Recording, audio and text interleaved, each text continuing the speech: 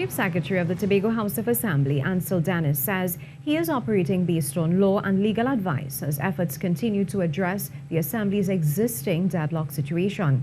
At the first Executive Council media briefing since the January 25th THA elections, Chief Secretary Dennis reiterated that with the current deadlock, technically, there exists no House of Assembly to be dissolved, and therefore they are not legally in a position to call fresh THA elections, hence his request for intervention of the Prime Minister.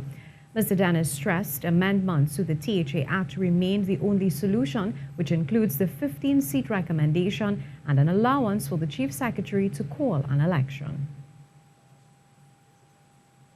Of course, once that bill is passed, the EBC, that independent body called the Elections and Boundaries Commission, must then engage in fieldwork to determine how these 15 seats will come about. Mr. Dennis, who was elected to the position of Chief Secretary in May 2020, said he doesn't intend to remain Chief Secretary too long under the present circumstances, and he hopes this matter can be resolved as soon as possible. We can call this Executive Council a caretaker one, and therefore this situation should not be allowed to continue for very long. And my hope is that within 6 months from the date when I said it was 6 months, or maybe by now it's 5 months, within 5 months this has to be resolved.